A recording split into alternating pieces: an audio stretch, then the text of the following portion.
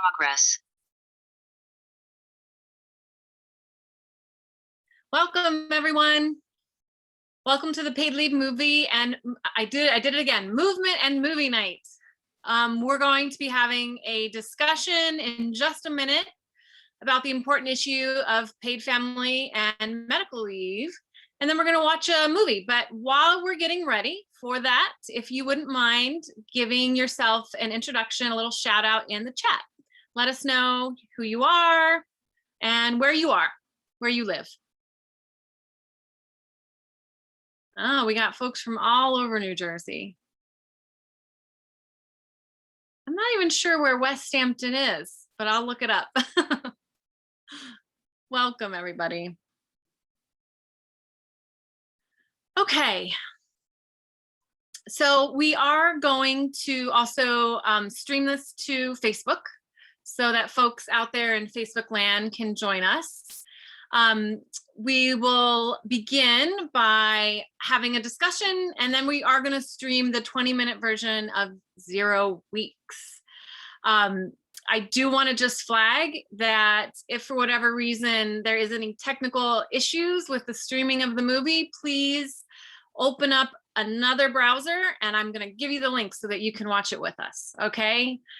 We just, for some reason, have some issues when we practice streaming the movie. So, but we have a workaround. We'll give you the link directly. Okay. So my name is Yarrow. I am the Workplace Justice Program Director, New Jersey Citizen Action. I also help coordinate the New Jersey Time to Care Coalition.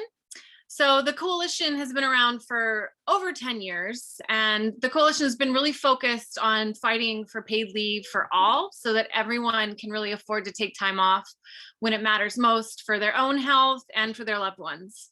I'm the mother of 2 girls, 3 and 6. No, she's still 5. She's almost 6. And they're upstairs, and you never know when they could come and visit us. So I hope that they don't disturb us too much. But since we're talking about paid family leave, I figured it wouldn't be that big of a deal. So thank you for taking the time out today to join us to talk about this really important issue, paid family medical leave. It's really come to a moment in time where we see more and more people understanding where the gaps are, where the crisis is when folks don't have access to paid family leave. So I'm going to give you a little bit more details about paid family leave in a second, but I want to just let you know that this is meeting style so that you can join in the conversation. If you like, just raise your virtual hand, or if you want, just say something in the chat and let us know that you have a thought or a question that you'd like to share. So feel free. I would like to start having our guest speakers or our panelists introduce themselves. And we're going to try to launch a poll while they do that. And the poll question is, have you ever used New Jersey family leave insurance? If we can get the poll to work, we'll see. But while we're doing that, I would like to first have Helen, who I believe has already had a very busy packed day of online events. And I would love for Helen to introduce herself. Helen? Hi, everybody. Thank you, Yarrow. So happy to be here with all of you. And yes, like many of you, I've been attached to my computer all day long. But this is definitely a high point of my day for sure to be here with all of you to be part of this important discussion. I'm Helen Arcantu. I'm the CEO of the YWCA of Northern New Jersey. And I really want to thank Yarrow and her entire team over at New Jersey Citizen Action for reaching out so we could partner together on this important event. And of course, all the other partners that have signed on. I know I see Lil is on here. Shout out to Lil and the others who joined. Those of us who do this work every day and work with women in our community know how important this conversation is around paid family and medical leave. Let me quickly just tell you a little bit about our YWCA in Northern New Jersey. Our work is around supporting survivors impacted by sexual violence, empowering women and girls with tools that they need to grow along their paths of success, advocating for equality of all people, providing enrichment for children and peace of mind for families with youth services, childcare and camp, enhancing health and well-being and confidence of people of all ages with various wellness activities, And we serve Essex, Hudson, Passaic, Morris, and Bergen counties. On a personal note, that's what I do for my day gig, is working for the YW as a CEO. I'm also an adjunct professor at Montclair State in the School of Social Work. But my favorite job, as I always say, and by far the best gig I have, is being a mom to my 8-year-old twins, Stephen and Julia, boy and girl, a wife to my husband, and a daughter to my 90-year-old mother, who I'm the caregiver of as well. So I understand this issue, not only from the perspective of what I do for my day job, but personally, my life experience.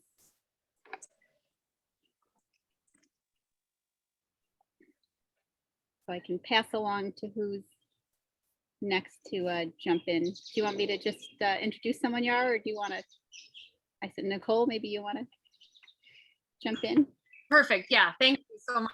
Sorry, I was on mute. Yes, please. Yes. Thank you so much for that introduction. You can take. Uh-oh, what happened? I missed the last word or two, but I heard my name, so I'll just jump in.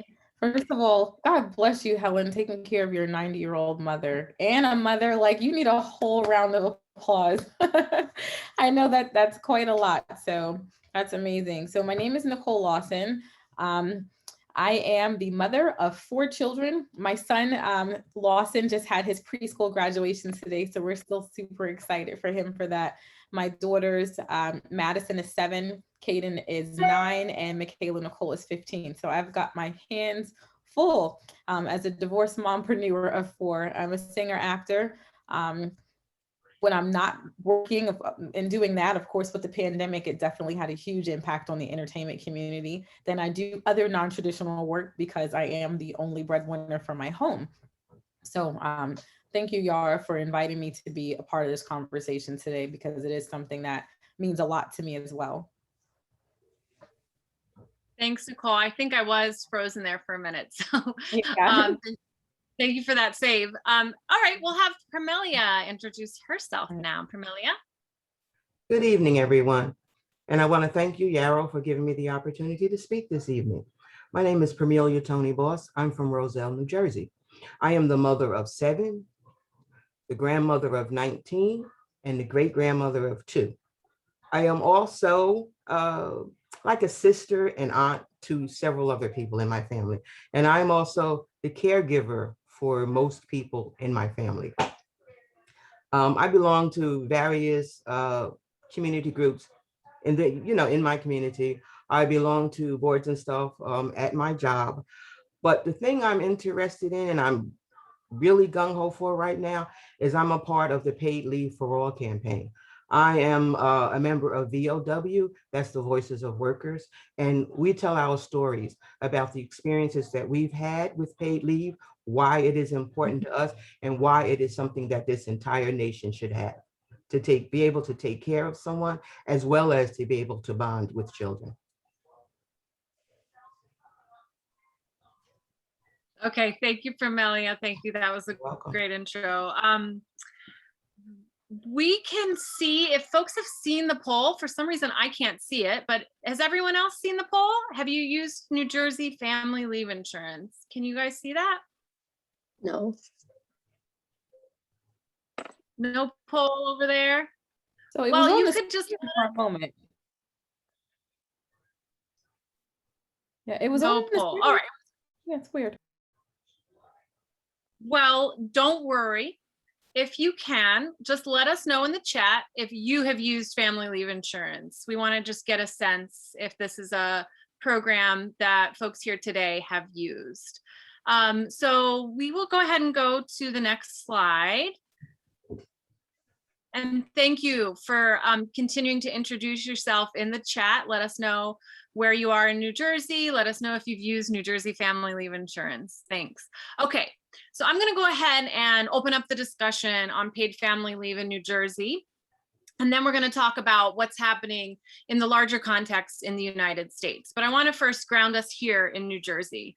So to give you guys some background, you may already be aware of this, but New Jersey Family Leave Insurance was passed in 2008 and went into effect in 2009. And it was actually incorporated into New Jersey's temporary disability insurance program, which is just the paid leave for your own health, for your own reasons for taking time off. We had a temporary disability program in New Jersey for well over 40 years. So family leave insurance was kind of like a new component, thinking about taking time off to bond with a new child, to care for a seriously ill loved one, and now to cope with issues related to domestic and sexual assault.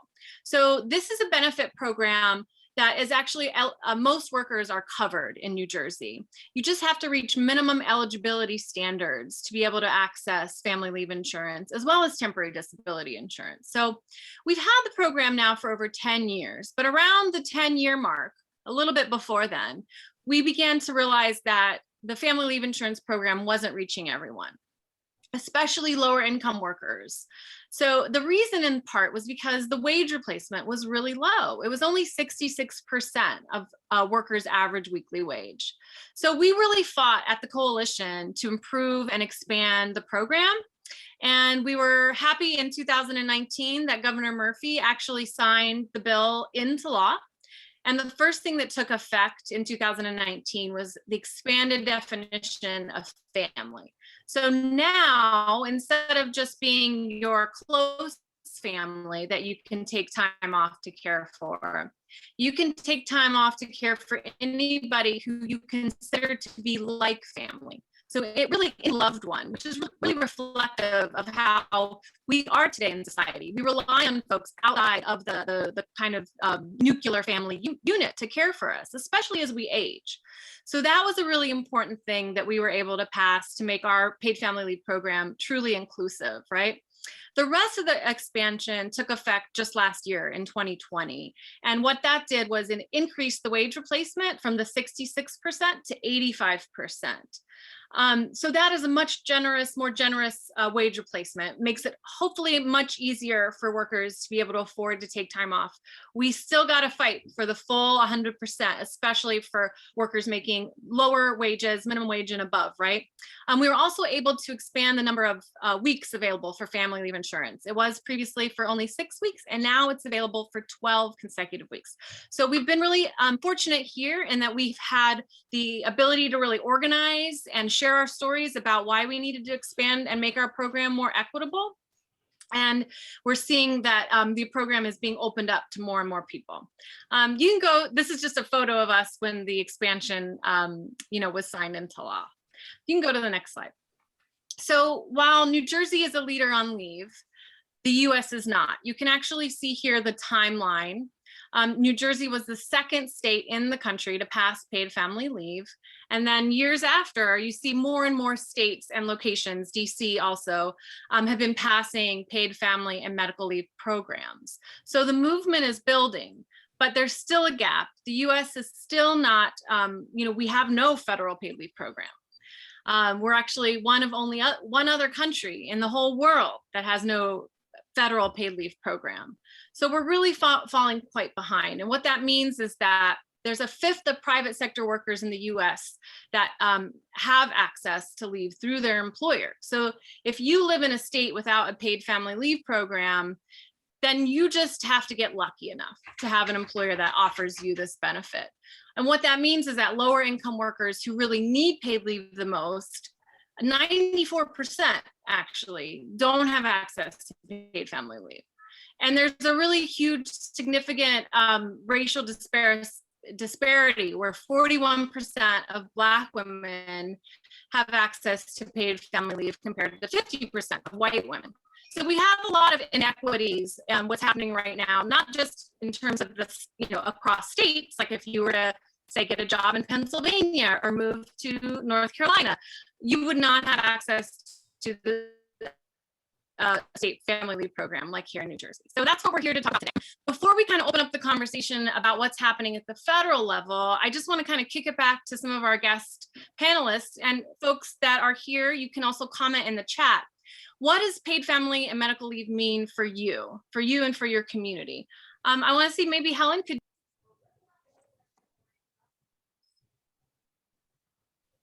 Sure, you would think after all these months, we'd remember to take ourselves off mute, but no. And I just want to shout out to everyone.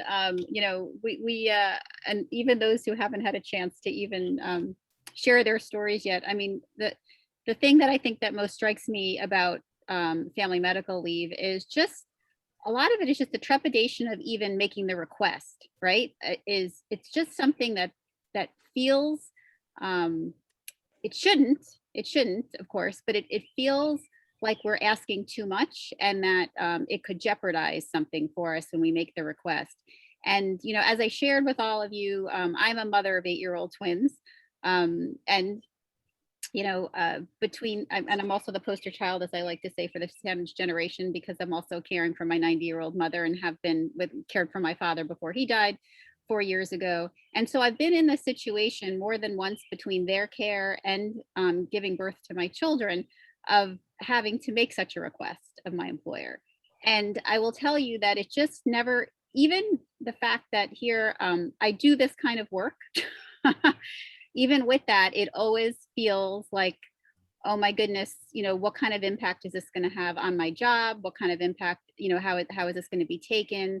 And, you know, will it be granted?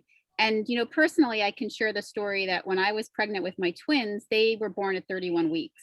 Absolutely, totally unexpectedly. I had just was kind of having an uneventful pregnancy, and, you know, went in. I was high risk because of my age. I gave birth to them at 43.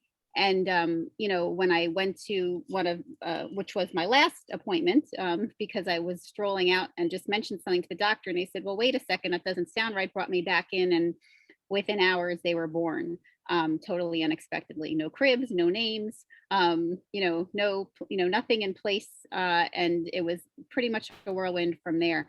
So it wasn't even time for me to do some of the planning that you would do in your, you know, in terms of your job either, because it all happened very quickly. But I share, you know, my experience of not only, you know, of feeling that anxiety, because I say that as a woman of privilege, of being a white woman. I say that as a woman who had a job, and a job no less in a women's organization, and feeling layered, you know, with all that angst about, you know, such a request, which I think really speaks to, as a society, you know, what we are struggling with in terms of a culture shift that we need to change around this, let alone policy and legislation. It's also a mindset and thinking. But we know that access to paid maternity leave is estimated to increase mothers in the labor force participation by approximately 20% during their first year following their childbirth. And however, we know many women, especially low-wage women, BIPOC women, are definitely fearful of losing their job, and that's understandable. As I said, I myself, you know, woman with, you know, a white woman in a women's organization, had that anxiety. So we have to be thinking about that. We need to stand together on this issue and demand that national paid leave includes caring for a new child, for workers' serious health conditions, for a family member who needs support. It should be generous enough that low and middle class income workers can meet their families' needs while on leave. We shouldn't have to be worried about families ending up in poverty because they need time to care for, you know, these important instances. So, you know, we are grateful. I mean, personally, I'm grateful to know that we have New Jersey Citizen Action and a team that are fighting for this. And, you know, that's why I was so eager to join forces at the YWCA of Northern New Jersey to stand together today for this and for many more conversations going forward around this, because we believe so strongly that thoughtful policy design choices need to ensure a paid leave program for all workers in this country.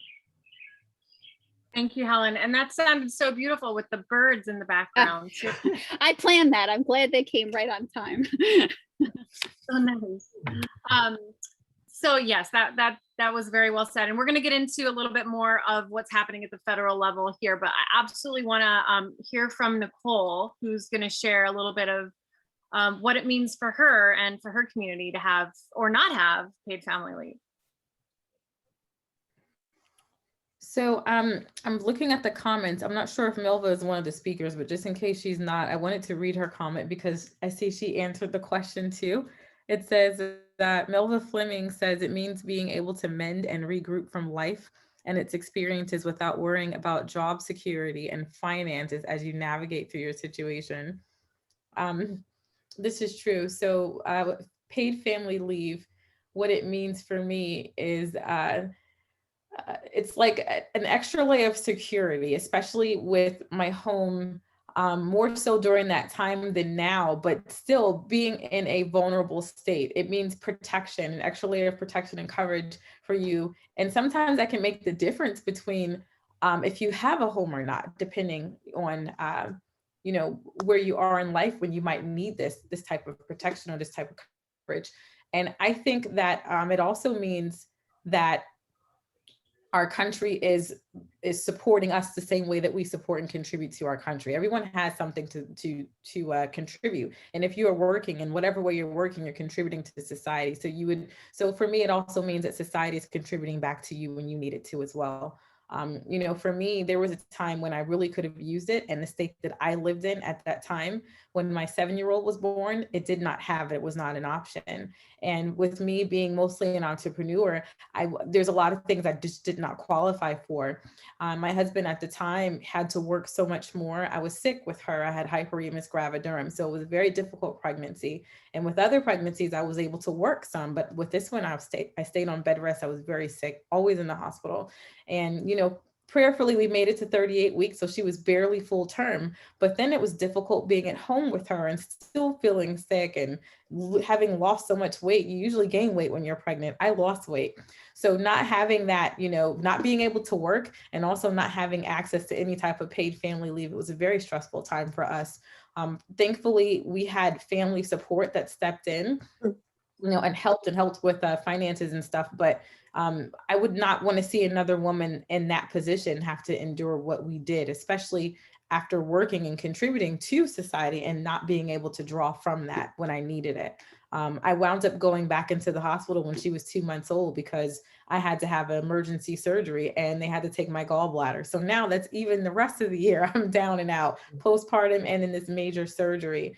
So for me, it means the difference between sometimes life or death, the difference between being able to keep your home or not, being able to have that. And it can get that serious for some people. So I'll turn it back to you, Yarrow. Yeah, no, thank you, Nicole. I mean, I think your story actually, you know, really illustrates, you know, what it means when you just happen to have moved or have lived in a different state and you didn't have an employer that had a program, you know, you were figuring it out, and it can actually have such negative impact, especially for a new mother. I believe it's like a quarter of new mothers have to return to work after just a couple of weeks. So that's a crazy statistic. And it is, you're right, it's life and death. And we have to be real about that. So thank you for sharing. I'm gonna ask Parmelia to share a little bit about her experience and thoughts on what paid family leave, because Parmelia, you were in New Jersey and your daughter took time to be with you. So tell us a little more. Okay. Hey, it won't. I hear Okay. you. Yeah, but it keeps going back. I was diagnosed with lung cancer in 2009, just prior to family leave coming into existence. And I needed somebody to take care of me because I had to go for tests, biopsies, and eventually surgery. My daughter volunteered to do that for me, but on her job, there was no way that she could take leave and get paid for it. So she had to take a day here and a day there just to go back and forth with me to the doctor's offices and what have you. After I had the surgery, she stayed with me, but it was really hard for her because she had to go to work. And it's hard worrying about your mother while you're at work. And she just felt so bad about it. But I was diagnosed with cancer a second time. And this time it was in 2010, and the family leave insurance in New Jersey had passed. So she was able to stay with me for weeks. I think I healed better because she was there with me. It's nothing like having someone that you know that loves you, take care of you. She knows my needs and my wants because I'm a little quirky sometimes. And I don't think I would have felt comfortable with a stranger at all. Uh, it also benefited the rest of my family because they know with their sister there watching me, they didn't have to worry about me at all. I couldn't really afford a nurse or anything to come in. So for her to do that, it really helped me a lot. Now, when the paid leave came in, it benefited her and her daughter because not only was she able to take care of me, she was able to take care of her and her daughter as well, you know, pay the rent, buy groceries, and things like that. So the paid part was extremely beneficial. The fact that she could, you know, stay home, not worry about me, and still get some money, it meant a heck of a lot, you know, to all of us. Um, I felt so much better having her there, and especially with my second surgery because it was of a very personal nature. And I definitely did not want a stranger taking care of me. I don't think what employers understand is that if your employee is well taken care of, and it allows them to be able to come back to work, they're going to be a much better employee. They're going to appreciate the fact that there was something there in place for them and that they were able to come back to a job. So job protection is also extremely important in this. Um, and the fact that she could go back to her job without any repercussions made it even easier for her. Yeah, oh, go ahead, Pamelia. Go ahead. No, go ahead. No, I didn't want to interrupt. No, go ahead. I just lost my train of thought. Go ahead. I'm sorry. Well, if you remember what it was, chime in. But yeah, I just want to say that I think I was describing some of the things that we were able to improve in our program here in New Jersey to make it more equitable. But one of the things that we were not able to do is actually embed within our paid family leave programs job protection. So you do have to qualify for job protection separately under FMLA or the New Jersey Family Leave Act. Right. Some people do not qualify for because maybe they haven't worked at their job for a year, even though they're eligible for the paid benefit. They can't actually take it because they don't want to risk losing their job. And that's a fight we're still going to be involved in this coming year. And then also at the federal level to say that this is an important issue that should be included within the paid piece. So you bring up a really good point about job protection for sure. We need to keep on that fight. Did you want to say something else? No, go ahead. No, go ahead. Well, you also brought up the other really important issue that people often forget about is the caregiving piece of this, right? So people think about paid family leave, they think often maternity leave or parental leave. And the truth is that most people do use our paid family leave program for those reasons, but we also have it for caregiving, and we need to make sure that more people are aware of it. Just generally, we need to make sure more people know about our program, and we are working on doing trainings and outreach and education. So that's something that if you're interested in being a part of, let us know for sure. And thank you, Pamelia, for spreading the word through telling your stories as well. We're going to keep talking, but I want to just transition now to a little bit of the federal context, right? So everyone understands, I think someone mentioned in the chat that there also is no guaranteed disability leave. Other states don't have a temporary disability program. And so that's a component of what we're fighting for at the federal level is family leave and medical leave. And so I'd like to go ahead and actually bring Marianne Bellasorte from Family Values at Work. Family Values at Work is an amazing partner in this fight, and I'll let you describe Family Values a little bit more, Marianne. Thanks so much, Yarrow, and thanks everybody for having me. I am Marianne Bellasorte, and with Family Values at Work, we are a national network of coalitions across 27 states. All of us working on issues like paid sick days, paid family leave, and childcare. New Jersey Citizen Action has been part of our network for a long time, along with the whole coalition. And I actually live in Pennsylvania. I used to run the Pennsylvania Coalition before I moved to Family Values at Work full time. So, I've been part of this network in a couple of different ways. We know that movements like paid sick days and paid family leave need to come from the ground up. And so I'm really thrilled today to be talking to all of you, to be hearing your stories, and also just being able to share more about what's happening at the federal level and how all of your work in New Jersey and across the country has built to this point where we are on the precipice of maybe having a national paid family medical leave program. Unmute. Yeah, let's get into that. Can you tell us a little bit more about what is happening at the federal level? I mean, I know that it's shifting sands, but and you know, of course, with the Biden administration, we've really you know, heard a proposal coming out of the president, you know, the bully pulpit, so to speak. It's really quite significant, and we're at a historical moment in time. So I don't know if you can paint the picture a little bit better for everyone about where we're at. Yeah, so in recent years, there's been kind of one piece of legislation at the federal level called the Family Act that we have looked at every time it's come up, and that is the one that we pinned our hopes on and pinned our faith in. And now suddenly we're at a point, both with the momentum at the state level and the pandemic and everything else that's happening in our country, where now there are 3 different proposals out there at the federal level, and all of them are viable and have a chance of moving forward. All 3 proposals cover some of the same general topics. They would all let you care for yourself or for your family member, care for a new child who is born or adopted, and also to address certain military deployment needs.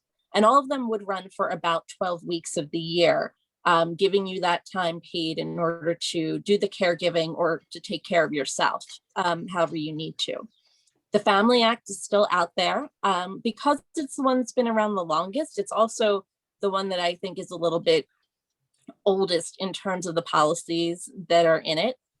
So within the Family Act right now, your family would only be considered yourself, your spouse, and your children. Would not cover your siblings. It would not cover your grandparents. There's a lot of people who still need to be put into the Family Act to really make it the best possible program. It also would only provide about 2/3 of your pay while you're taking leave, up to $1,000 per week. And as Yarrow said before, in New Jersey, something that they've learned already is that that's not enough money for many families to be able to afford to take the leave that they need. Within the other 2 programs that are out there, there is the Neal Plan, which is coming out of the House Ways and Means Committee. It has a much bigger family definition. It covers your grandparents, grandchildren, siblings, and really all of the people you love. Workers would get at least 66% of their pay, but there's the possibility of getting up to 85% of their pay if they are lower income workers. So it follows what we've learned in the States, that if you are earning less money, that you're going to need a bigger percentage of your money in order to be able to afford to take leave. The Biden-Harris plan follows those same general principles as the Neal Plan. It would be leave up to 12 weeks, although it would take us 10 years to build up to those 12 weeks. And it also includes some time for bereavement leave for people who experience a loss and need time away from their job just to cope with that. We don't know right now which one of these plans is going to move. We do know that it will most likely happen in budget reconciliation, which is a interesting time for anyone who is involved in Congress or keeps an eye on what's happening federally. And so we know that to get one of these plans moving, we need to keep up a constant push, talking to our legislators and letting them know how important paid family medical leave is, and making sure that whatever program passes has a AAA rating, which you can see up on your screen right now, just perfect timing. AAA means it needs to be accessible. It needs to cover all workers for all kinds of leave. It needs to be affordable. It needs to cover all families and all businesses, and more wage replacement has to go to people with lower income. It also needs to have job protection. That is hugely important, and something that all 3 of these bills we still need to get into the weeds a little bit more and really show how important job protection is. And then finally, it needs to be adequate. There needs to be enough time for everyone to take the leave that they need. So I'm going to stop there. I'm happy to go a little bit more in depth if people need it or answer any questions. Yeah, let's see if anyone has any questions. Again, you know, you can put it in the chat. You can chime in. I have a Yeah, go question. ahead. Okay. What does a federal paid family leave program potentially mean for a state like New Jersey with a program that's already in place? Yeah, that is an incredibly important question. New Jersey is hugely important in all of this. We have learned so much from New Jersey, California, and Rhode Island, the states who first had paid family and medical leave plans. They really helped pave the way, along with the other states that have passed plans more recently, to get us to this point now. What the goal is with these national plans is for New Jersey and other states to be able to continue the programs that they have with more federal support. Our goal is also, hopefully, that New Jersey can continue innovating, can continue learning from what's already in place and sharing that nationally. We don't entirely have a guarantee that that's going to happen. And I think certainly as we talk to legislators, that is part of the conversation, to remind them of the great programs that are out there already, like yours, and the importance of keeping them in place. So someone did ask for the bill numbers in the chat or a link to the Family Act. We do have a e-action with all that information that I can send to folks, after the webinar. So look for that in your email. And I do just want to go ahead and share the take action link that I'm going to share again. This is where you can kind of tell us what you're interested in doing. If the thing that is most compelling to you is to talk about specific legislation and policy, and you want to go meet with a legislator, then you can let us know on this form. But we're going to collect those after we're done with the rest of the program. Yes, there definitely needs to be some more work done on the Family Act. And when we meet with our legislators, we explain, as Marianne did, what isn't acceptable about that outline. And we talk about really just what is needed, right? The AAA rating is just a good way of summing that up. So any other questions for Marianne about the federal effort? I think that it would be nice, and please put them in the chat if you do as they come to you. But I'm wondering, Marianne, if you could just kind of give us a sense from your perspective, like, oh no, I'm gonna actually, I'm gonna pause and see if Helen maybe has a question.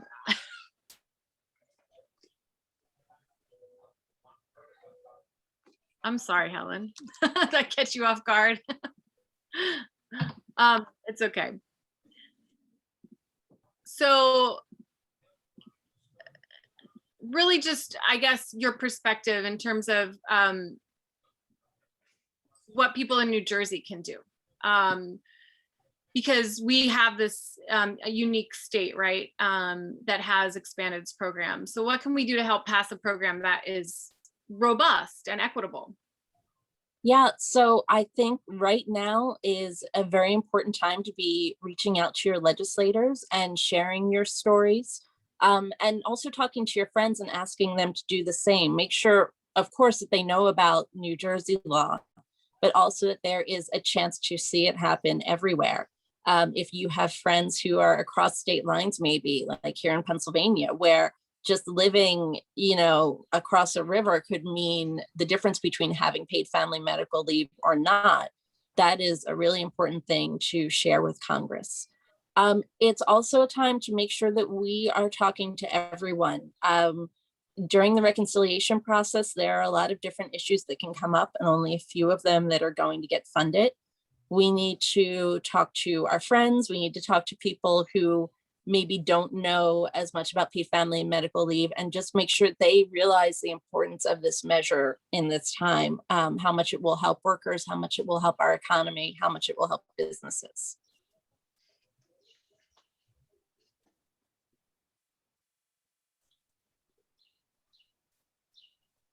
Yeah, and I think one of the things that people often don't fully appreciate is the value of their own experiences and their own stories and using their own voices.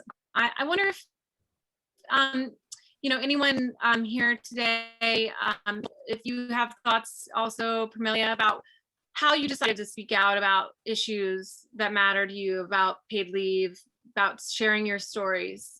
What is it that compelled you, and how do you kind of maybe convince the voice in your head that says, you know, just be quiet, just don't put yourself, I have that voice. I don't know about you.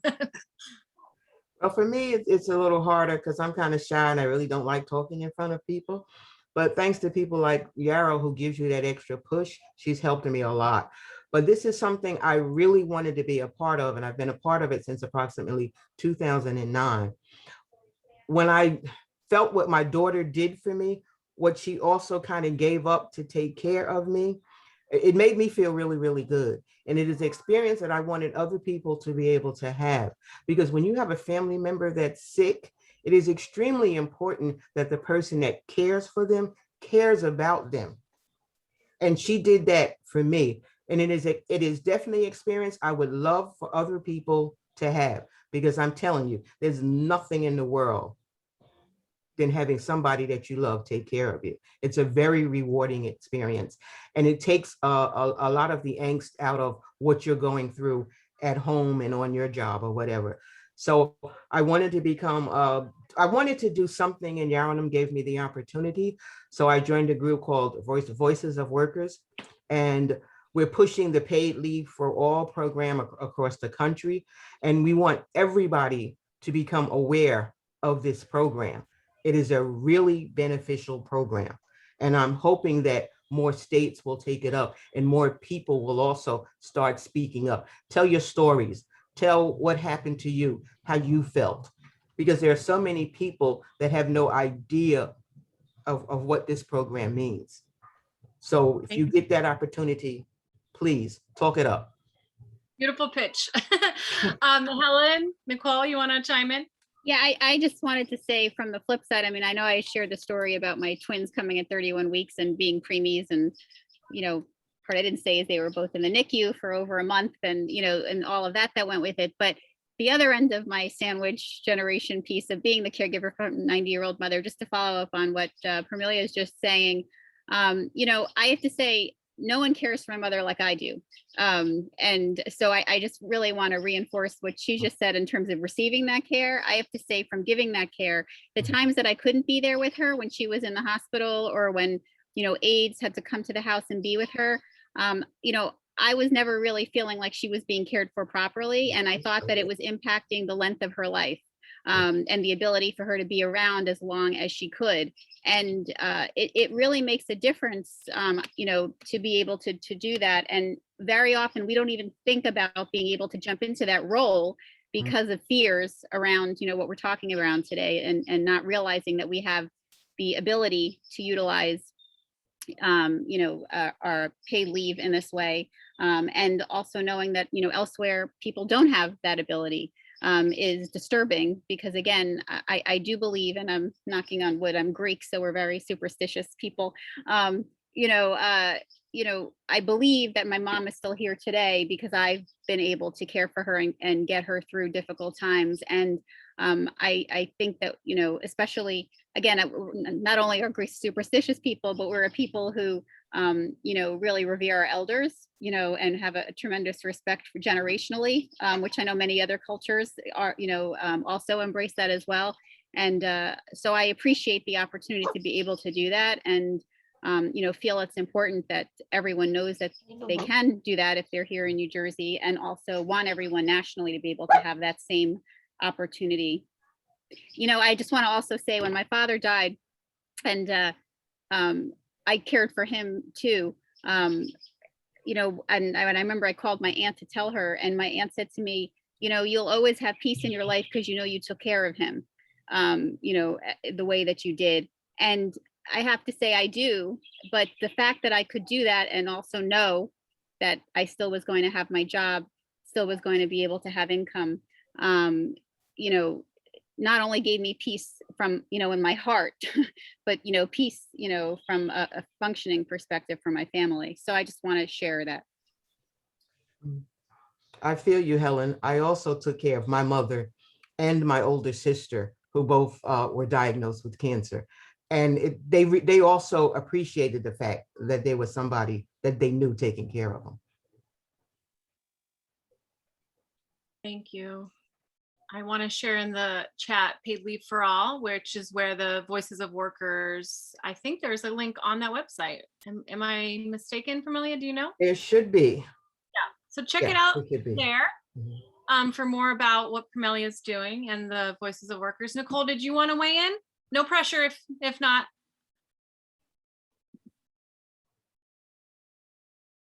Unmute myself. I can't say that I have much to add to answer this question.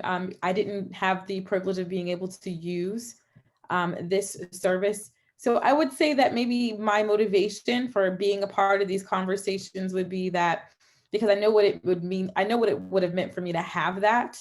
If there's anything that I can do to contribute to other mothers having access to it, to contribute to this being able to help to try to bridge this gap when it comes to, you know, like even racial, social equality and just social, up there goes one of my kitties, economic equality as a whole. Hey, mommy's almost done, okay? All right, bye-bye. You won't give me my makeup.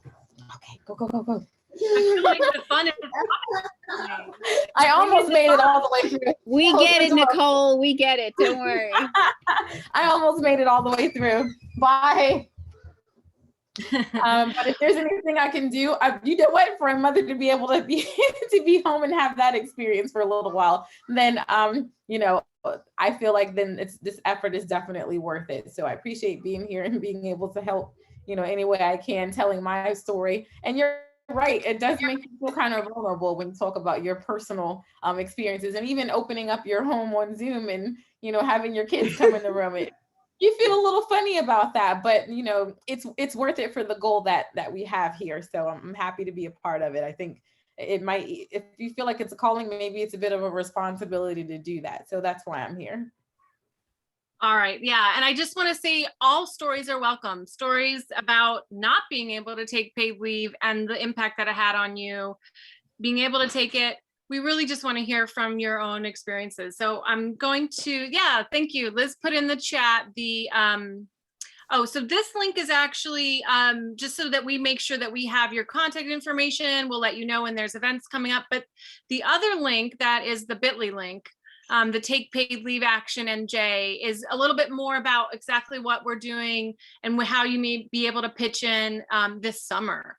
So there's a lot of things going on. There's this effort called Paid Leave Can't Wait, a summer of paid leave actions. So the movie that we're about to stream now, 0 Weeks, is going to potentially have a short version called Zero Tolerance for 0 Weeks.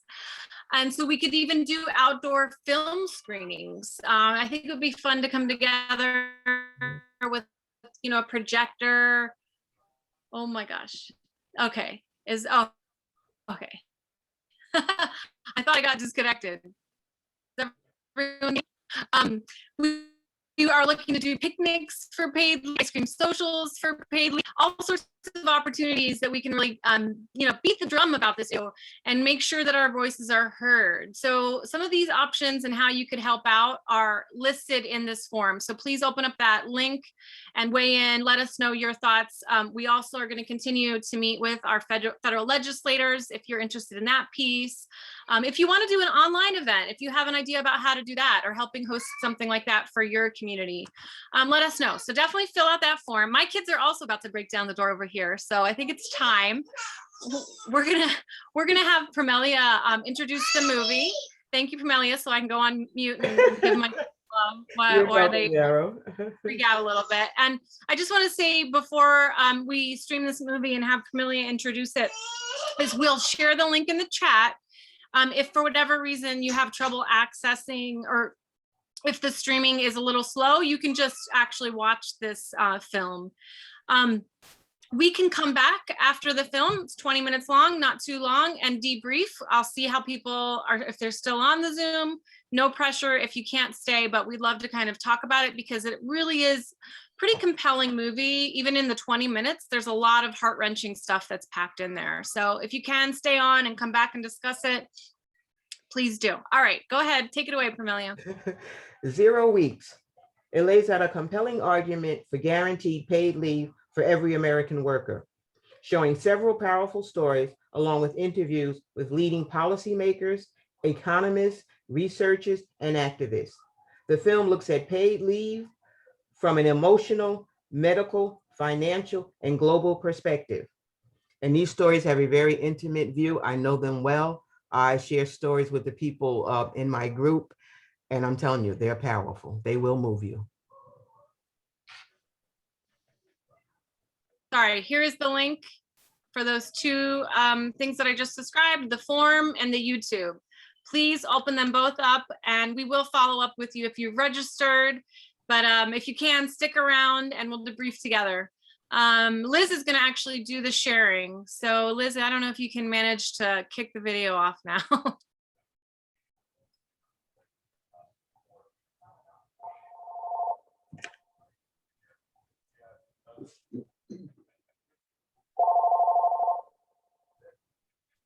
Call from Darker, Randy, DL.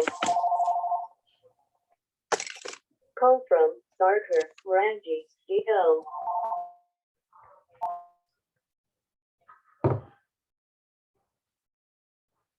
Right.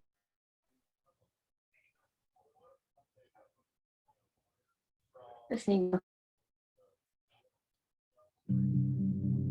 I went to work every day and left on my lunch break and did radiation and went back to work. I ended up working 3 days after my daughter was born. There's nothing we can really do.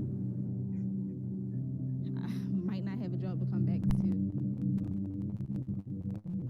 I found myself sitting in a cubicle at work while my son is in the hospital really fighting for his life. And that's a decision no parent should have to make.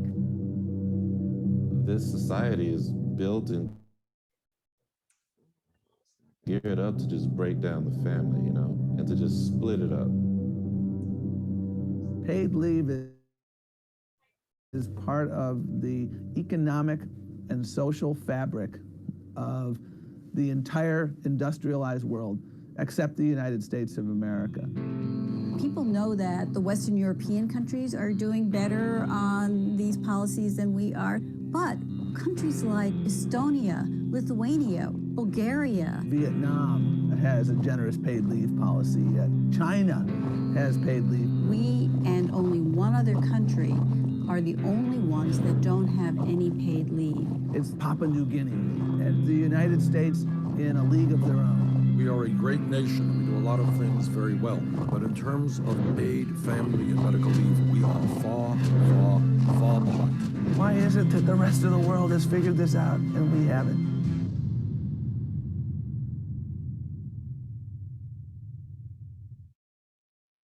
We are a great and mighty country. The U.S. boasts the world's largest economy and the most powerful military. But of the 39 industrialized countries, we rank 34th in life expectancy, 28th in gender equality, and dead last in maternal health, child health, and family-friendly policies. When it comes to happiness, we rank 19th. Hundreds of experts think paid leave is the missing piece. Paid family and medical leave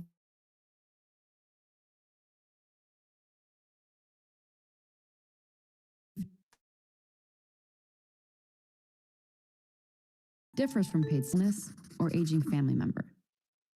Small businesses overwhelmingly supported. 83% of Democrats supported. Paid family leave. This is something that must happen. 71% of Republicans supported. You are from a right-leaning think tank, and you like this as well. We believe that the U.S. needs a paid family leave policy at the federal level. It's proven everyone can use paid family leave. Every worker in this country will have a life event, an ill family member, a sick spouse, a dying parent, or a new child. Paid leave is important, first of all, if you have your own illness. What if you discover you have some serious chronic disease? Uniform pants, your homework pants? No. No, what you gonna wear? Some dresses. A dress? But it's gonna be cold tomorrow. Go to college? Because I say so. Watch me learn, watch me grow. Breast cancer is very painful. When I first met with my oncologist, His recommendation was for me to go on disability throughout my whole treatment. Realistically, that's not something I could do. Disability will only pay me $1,600 a month. My rent is $1,100, electric, gas, all the necessities. I don't get no assistance from the government or anywhere. That worry of me choosing between work, kids, roof, food, that's an everyday struggle. I would get chemo that Thursday, go back and get the shot that Friday, and I had Saturday and Sunday to heal. So most of the time, I was back at work that Monday. Huh? I'm a superstar every day. Don't you know that? I'm still not healed from my surgery last year. So she's gone through several infections. Several times she's had to be re-hospitalized. But then when she goes in the hospital, that's when she gets her rest. If the employers would have just went on and gave me these 2 months off, I would be on a different level while I'm at work. Instead of me being at work and just in constant pain and struggling to get my work done. One of the most difficult things for a physician is to realize that what's in the best interest of their patients are not doable. I know what's associated with the best outcomes, but I know that the patients can't do it because they've got to decide, do I want to do what my doctor says, or do I want to be employed and have money so I can buy the food that my child is going to need? Which of these competing needs takes precedence when all of them should be met? My doctor was just like, nobody told you to go back to work so soon. Your body went through so much, just giving birth to like a whole human being. You shouldn't just go back to work. I think 12 weeks paid leave for mothers is a floor. It takes 6 weeks just to get your physical being back to its normal place. The other issue paid family leave impacts is breastfeeding. Breastfeeding is one of the best things you can do for a child's immune system. You're more likely to breastfeed for a longer period of time, clearly, if you have more time off. That's been shown in study after study.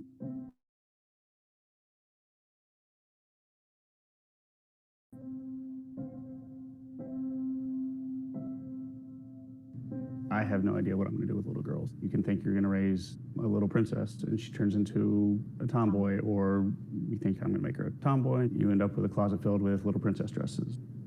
I'm just really excited. I've always known I was meant to be a mom.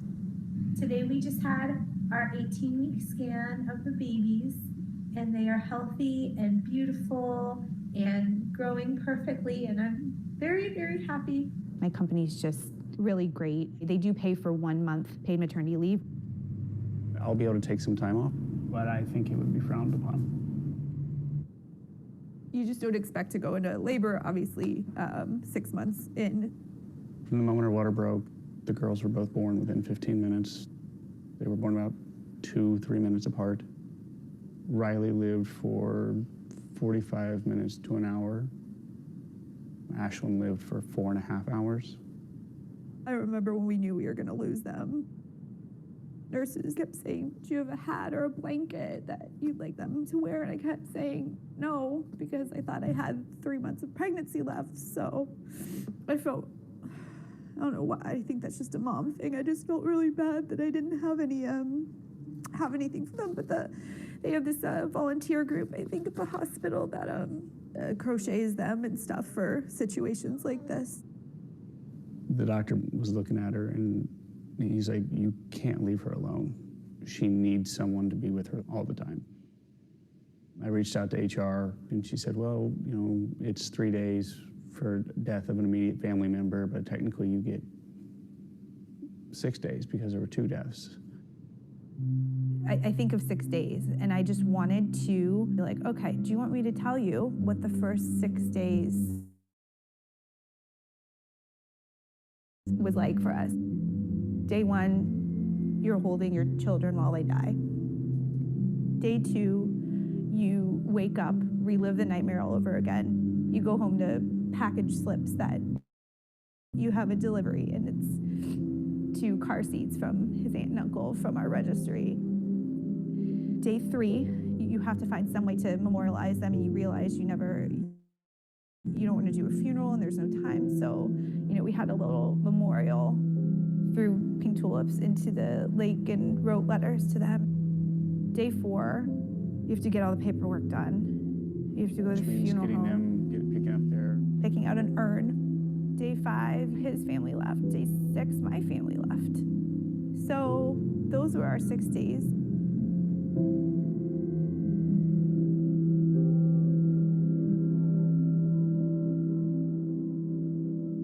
We're getting people to sign postcards to their senators saying, yes, I want people to be able to be good parents and good children without going broke. All I have to do to sign? That's right.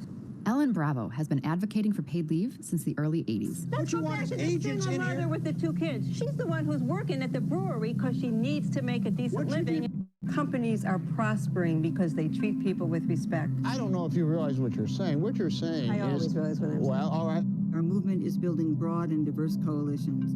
Every one of our coalitions has small business owners as partners. And that's because they really want this for their staff, but can't afford to do it on their own. They understand the need for this policy. We've surveyed employers in California who've had paid leave for 10 years. Overwhelmingly, 90% of businesses said no negative impact on their bottom line or a positive impact. And they say in terms of morale and retention and goodwill, 99% support it. Small businesses are the backbone of the American economy. In fact, more than half of the U.S. workforce is employed by a small business. And despite the myth that paid leave hurts small businesses, many of them are offering some paid leave on their own, even though it's not required by law in their state. In these times offers 13 weeks of fully paid maternity and paternity leave. Part of the reason for doing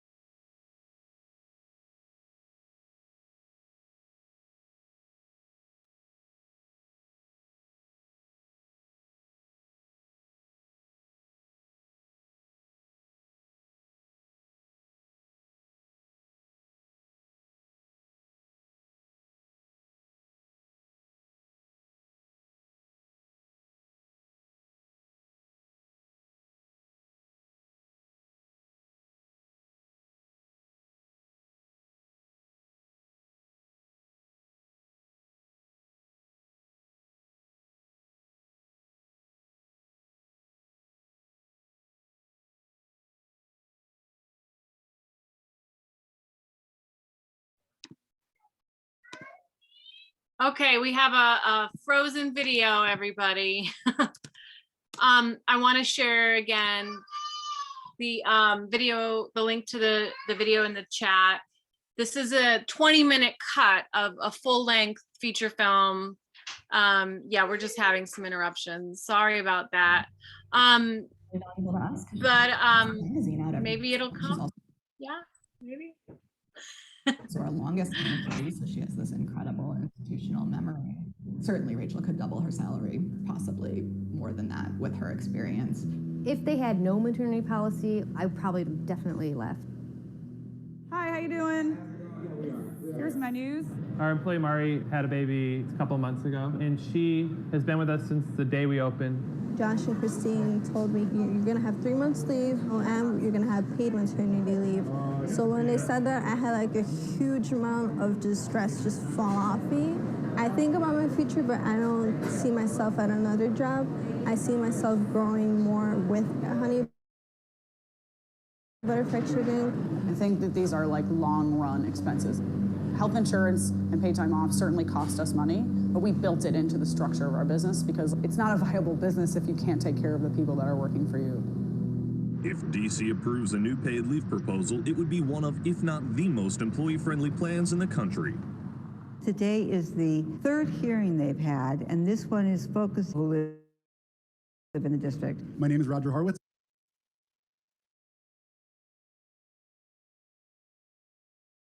Employees. At Pleasant Tops, we offer a living wage and paid sick leave. We provide health care, even though we aren't required to do so. And these choices have paid off. Our business has been very successful because we invest in our great employees. But there's one piece missing. We can't provide paid leave because we don't have the cash on hand to cover 16 weeks of leave. We're behind you 100%, and we'll continue to fight for this benefit as small business owners as DC residents and as future parents. Paid family leave becoming law in D.C. D.C. Council voted 9-4 to give more than 500,000 D.C. employees up to 8 weeks of leave. There are 9 yeses and 4 nos. I want to study to be a radiologist. This is my dad and I. You know, he had long hair. July 4th, my dad was not feeling good. He had leukemia. He was working at a company as a forklift driver. His job told him, obviously, since you're sick, you can't work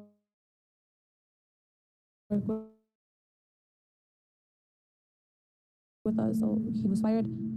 My mom, at that time, she was working with him, and they fired her because they didn't want her to make excuses to miss a work day or something.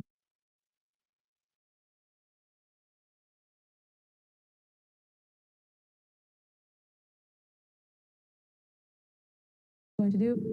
If my mom had her job, it would be easier. You know, I'd be going to school, not worrying about anything. You know. Sometimes it's hard to explain to people why paid family medical leave has such a high return on investment, and it's so important. And I've started to have a visual picture.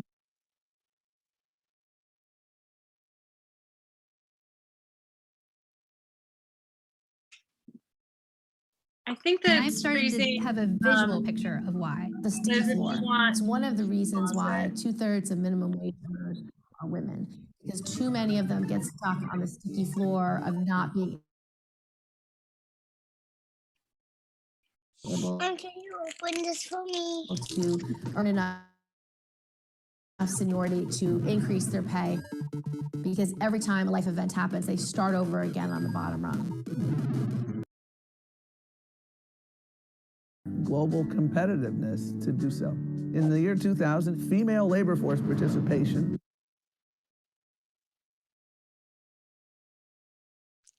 Okay, sorry about that. Thanks for those of you that stuck with it and tried to watch it with us. I think that it's valuable to come together and watch this movie and have a discussion, and we wanted to try to do it, and apologies for the technical glitches. In that first section that you were able to watch, does anyone have any takeaways, any thoughts about the stories that were shared?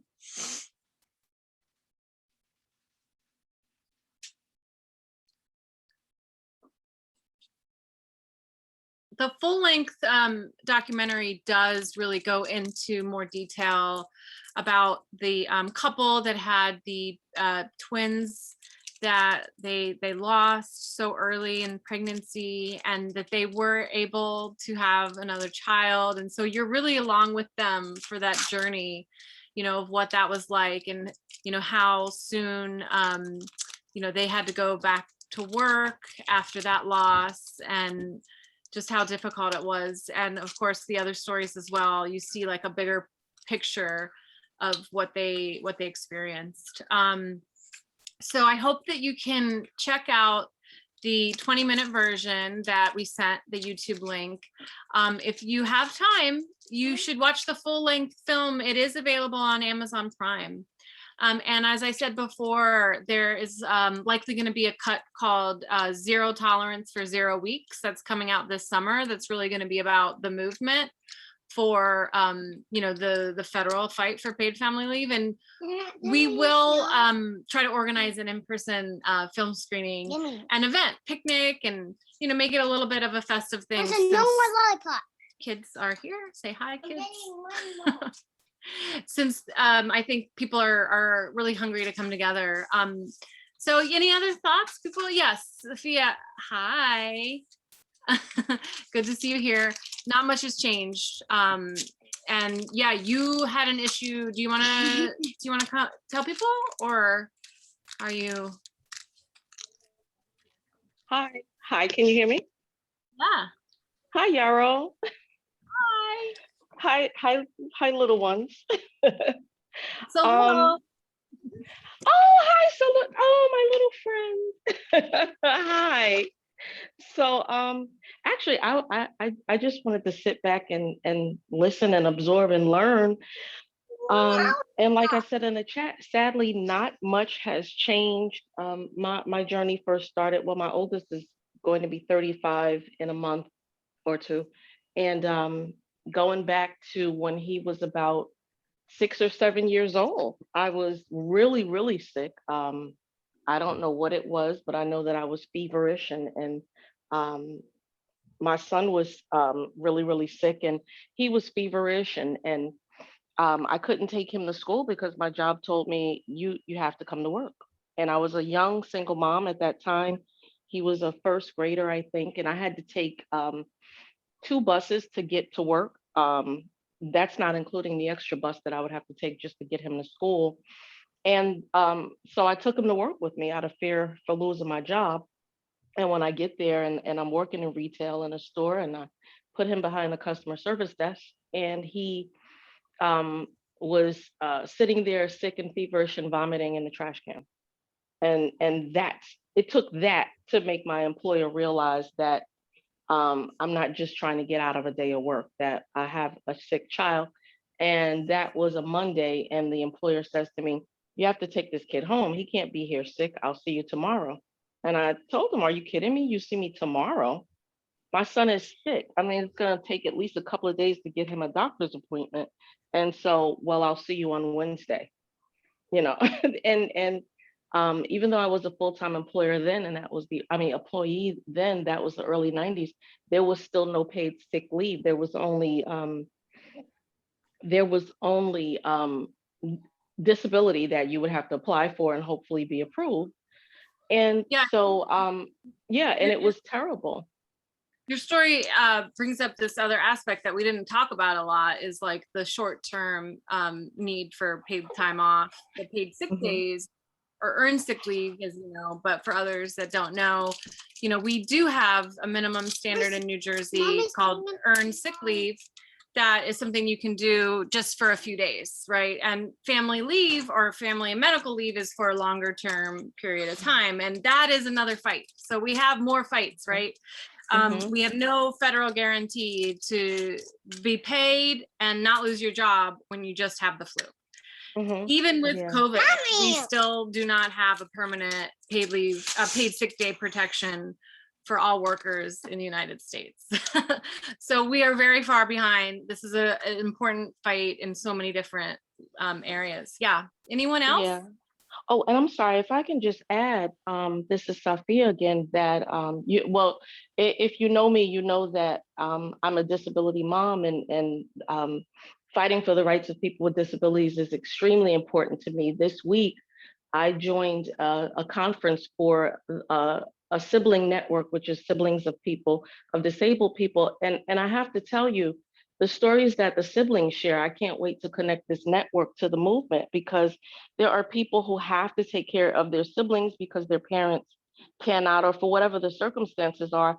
And it's so ironic because the conversations were adult siblings are also in fear of losing their jobs because they take on the responsibility of caring for their disabled brothers and sisters. And sometimes in some cases, taking care of their parents too.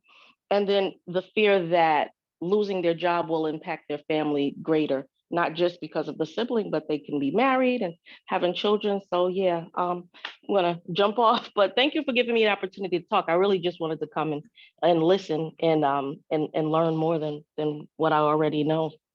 Thank you. Yeah, and you bring up the important point. We were able to include siblings in taking leave to care for a loved one. So that's really important. And also job protection. It was included in the expanded definition of family in our job protected law in New Jersey. So yes, anyone else? Thoughts, final comments? You ready to go to bed, Permelia? Hi, good evening. This is Letitia from New Jersey. Thank you so much, first of all, for having this forum and having this discussion. I agree with everything which is being said. This is a long time coming, and I think when I began watching the video, the first thought that came to my mind was women matter. Women matter. Fathers matter, we all matter. And then I began to get really frustrated and angry seeing the map to see that the United States is one of 2 countries that don't offer this. And I'm really confused in terms of why. So I'm just curious to know if anyone has any thoughts in terms of why are we afraid to, to give this basic right. It's just Anyone want to speak on that?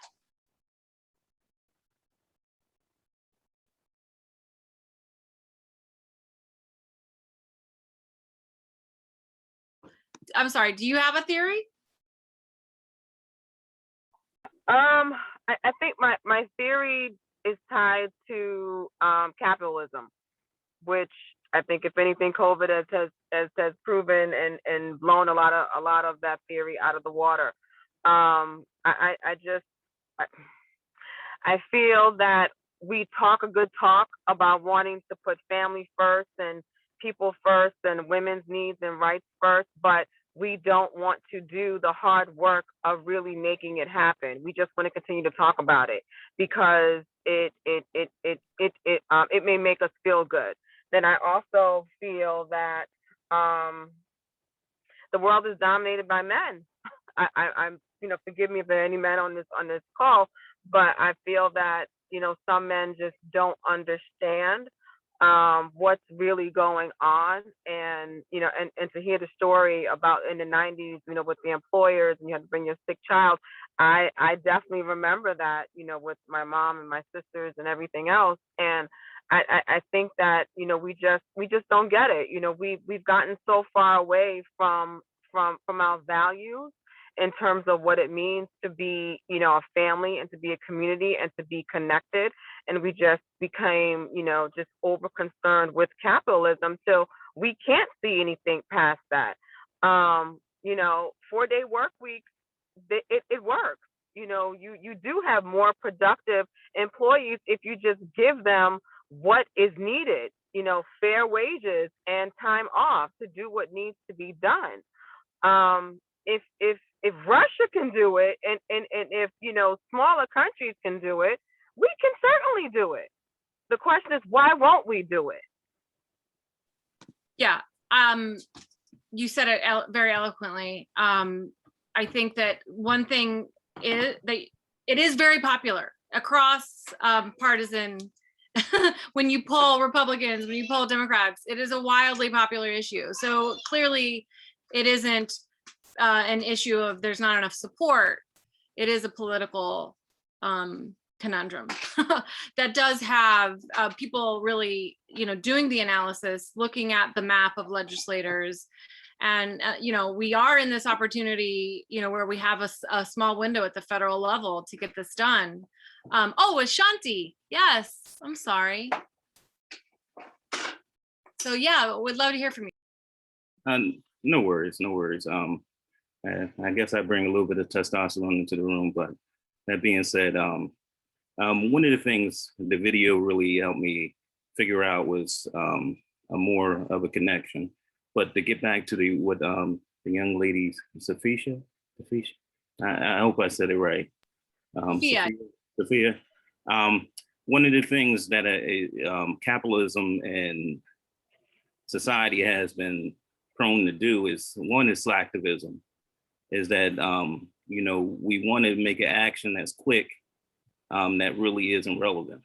I mean, we can send a text, we can send a tweet, we can do that, but we can't go and get it done physically or go visit physically, and really finalize the deal and execute it. We can come up with the ideas and the plans and different things, but we're not executing. And one of the things that coming out of high school, I went to college for a year, had my son and my daughter in my early 20s. So what ended up happening was I ended up becoming an entrepreneur. And both of my kids in their youth were very sick. So one of the things I had to do as a parent, I had to make a decision. Do I continue being an entrepreneur or I take care of my family? So for about 5-6 years, I was a stay-at-home dad and took care of my family and still did my entrepreneur work, but it wasn't able to flourish like I could if I just donated all my time to that. But fast forward many years on, my mother got sick because I was raised by, most of my family is women. So you learn a lot of nurturing and learn a lot of things about caretaking, and really you learn about love, because there's nothing like a mother's love. I mean, dads are cool. We are cool. We give a different type of love, but our love is more survival and play a lot of times. So that being said, my mom got sick. And the first time I was able to do family leave act, but there was so much repercussions because I'm an educator now, but it was so many hoops that I had to jump through and different things, but I was able to do the family leave act, take it all the way through. And she recovered extremely well. I was her hands-on,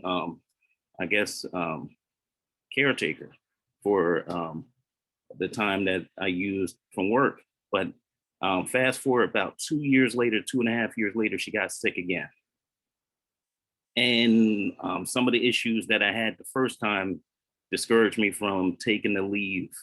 And ultimately, I mean, I missed a lot of time and I was able to, I had a lot of time saved up, but I wasn't able to perform or be able to do the things I would normally do because there was a lot of apprehension because one, being the male, and sometimes you get those stares or you really taking care of your mom, you just going to the beach or I don't know what the prototypical thing would be for a man to do, I guess, but I don't know, but regardless, but they gave me such a hard time. But after my mom passed, about 3 months later after she got sick, it took it very hard because I thought I should have been there. I could have did things a little bit better or different things. I do have my sister. My sister, she helped a lot with my mother, but I don't know.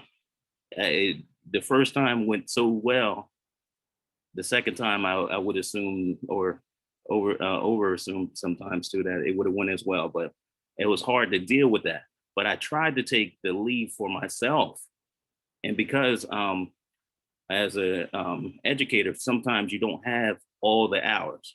I'm a paraprofessional and I don't have all the hours. I couldn't take leave for myself because I had to deal with that grief. And it was really hard. And that was, just wanted to share my story. Yeah, thanks for sharing. You're in New Jersey, right? Yes, I am. Yeah, teachers in New Jersey are exempt from temporary disability insurance because they've allowed municipal and local governments to be exempt from that, which is really hard, especially when you need it for your own health, your own well-being. So thank you for sharing that. Anyone else want to weigh in on any of what has been shared?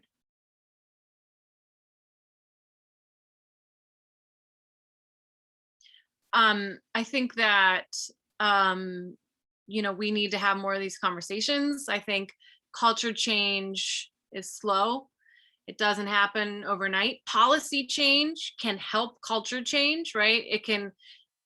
There's been some research saying that if you have a public policy of such as a state paid leave program, it makes taking leave begin to be more acceptable, right? Rather than just something, well, my employer offers it, but I don't really feel like I can take it because there's going to be maybe not, as much advancement or somehow I'm going to get dinged, right? But if it's something that's a benefit for everyone, a policy that is for most people, it begins to be seen as something that is your right and that you're entitled to. But I do think that in particular, there's a disadvantage for men for sure in taking leave, and it is frowned upon. Women as well, but especially after having a baby, there's a little more of an acceptance of like, okay, yeah, they're taking that time off, right? So we have a lot of work to do. Thank you for taking the time to be here with us. I want to just be quiet for one more minute and see if anyone else wants to say anything.